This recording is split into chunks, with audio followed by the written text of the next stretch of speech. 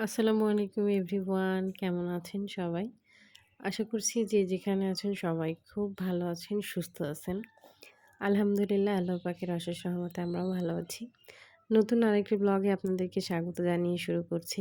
সকাল বেলায় তো আকাশটা এত সুন্দর লাগছে। সকালে রান্নাবান্না শেষ করে মেয়েকে স্কুলে দিয়ে বাসায় আসার পরে রুমটা গুছাতে এসেছিলাম।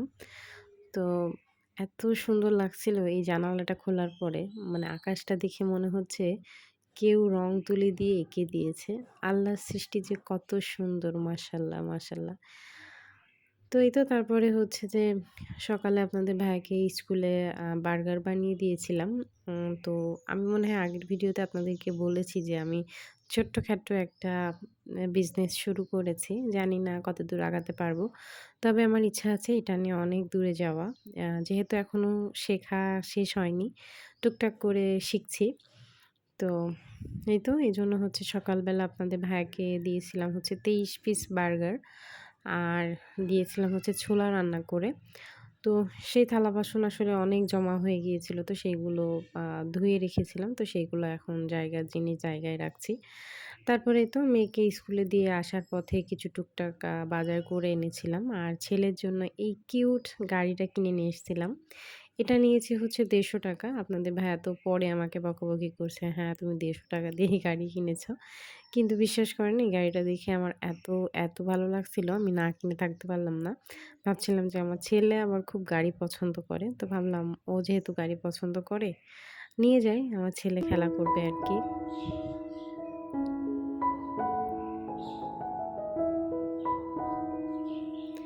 আর এই তো হচ্ছে সিঙ্গারা বানানোর জন্য হচ্ছে কিছু আটা কিনেছিলাম। আর এই মগটা কিনেছি। আপনাদের ভাইয়া অনেকদিন ধরে বলছিল যে একটা বড় মগ কেনার দরকার পানি খাওয়ার জন্য। তো তার জন্য এটা কিনলাম।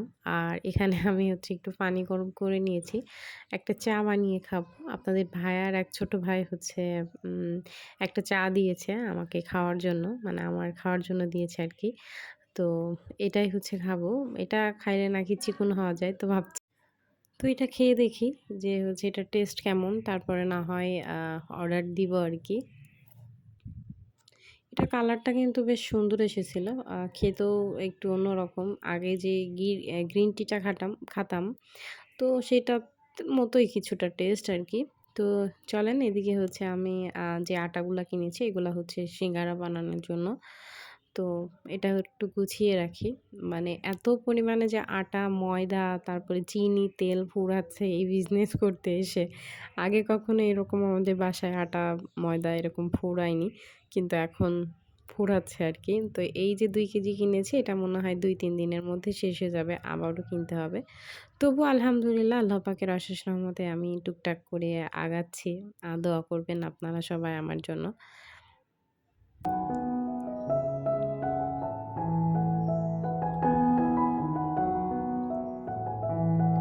সংসারটা হচ্ছে একটা শখের জায়গা।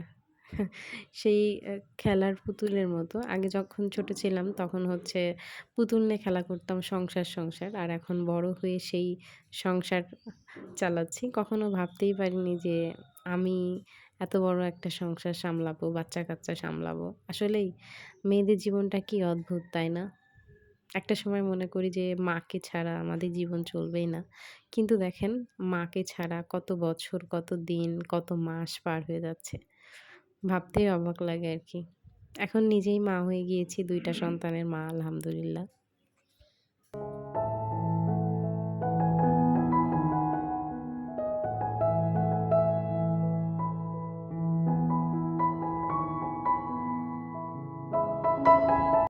চা খাবার পরে এই তো ছেলের জন্য হচ্ছে একটু নুডলস বসাবো। আমি মেয়ের স্কুল থেকে আসার পরে দেখি যে আমার ছেলে ঘুমাচ্ছে। তো এজন্য হচ্ছে ভাবলাম যে ও যেহেতু ঘুমিয়ে আছে, এদিকে হচ্ছে ওর খাবারটাও একটু রেডি করে রাখি। আমার ছেলে হচ্ছে এই ম্যাগি নুডলসটা খেতে খুবই পছন্দ করে।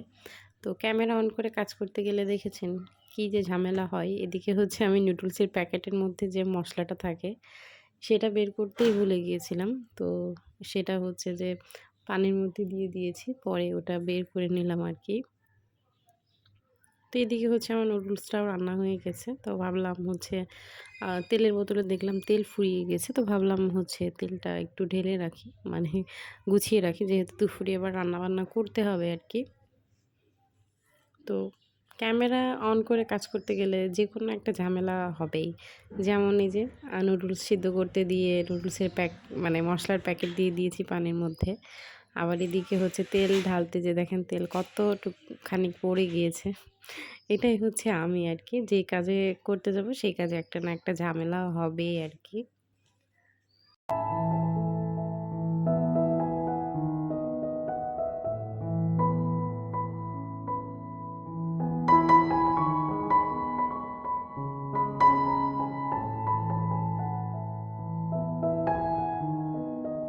অনেকদিন ধরে আসলে একটু পোলাও খেতে মন চাচ্ছিল। আমার আবার পোলাওটা অতটা পছন্দ না। কিন্তু কেন জানি একটু পোলাও খেতে মন চাচ্ছিল। তো ভাবলাম হচ্ছে একটু পোলাও রান্না করি আর মুরগির মাংস রান্না করি। তো তারই প্রস্তুতি নিচ্ছি। এদিকে চালটা ধুয়ে আমি একটু ফ্যানের নিচে রেখেছিলাম।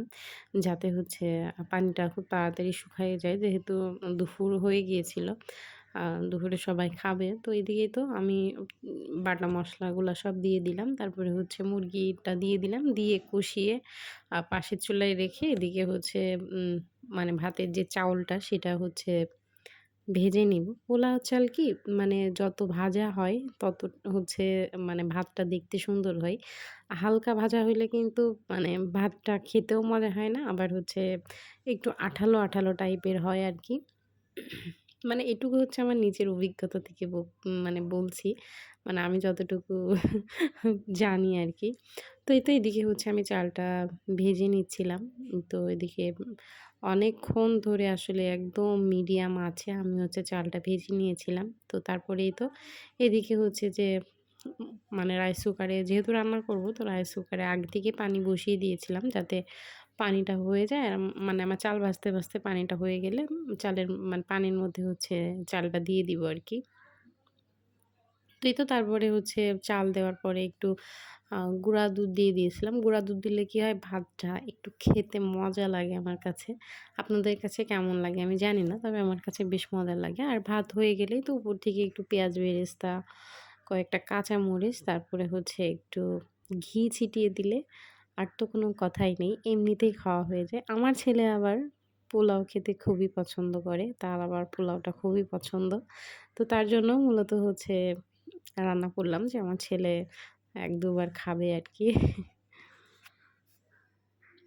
ভাতটা দেখেছেন কতটা ঝরঝরে হয়েছে এবং এত সুন্দর হয়েছিল মাশাআল্লাহ। মানে আ একদম সাদা ধবধব করছে। চালটা ধোয়াও একটু পরিষ্কার করে ধুতে হয়। না হলে একটু কালচে, কালচে হয়ে যায়।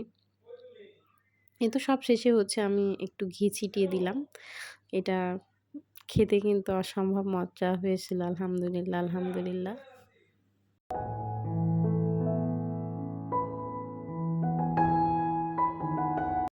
তারপরেই তো হচ্ছে দুপুরে খাওয়া-দাওয়ার পরে কেক বানানো শিখতে চলে গিয়েছিলাম। কেক বানানো শেষে হচ্ছে আপনাদের ভাইয়াকে বলেছিলাম, "তুমি একটু আসবা আমাকে নিতে। তোমার সঙ্গে হচ্ছে আমি একটু শহরে যাবো।" কারণ হচ্ছে আমার আরেকটা ফোন আছে যেটা সবসময় ব্যবহার করি।